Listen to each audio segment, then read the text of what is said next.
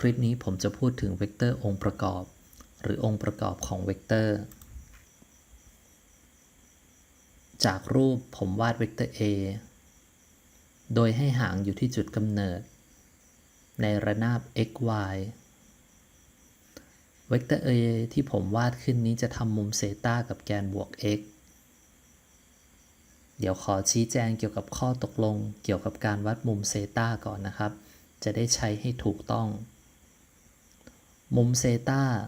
จะวัดจากแกนอ้างอิงซึ่งในที่นี้ก็คือแกนบวก x ไปยังเวกเตอร์ในทิศของแกนบวก y เสมอเอาละครับกลับมาที่นิยามของเวกเตอร์องค์ประกอบ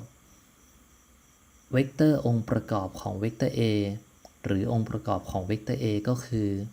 ผลบวกของเวกเตอร์ที่ขนานกับแกน x กับเวกเตอร์ที่ขนานกับแกน y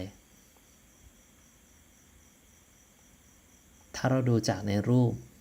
เวกเตอร์ที่ขนานกับแกน x ก็คือเวกเตอร์ a ห้อย x ส่วนเวกเตอร์ที่ขนานกับแกน y ก็คือเวกเตอร์ a ห้อย y เวกเตอร์ a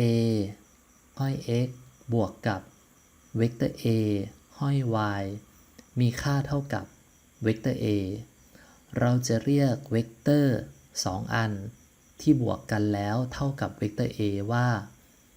เป็นองค์ประกอบของเวกเตอร์ a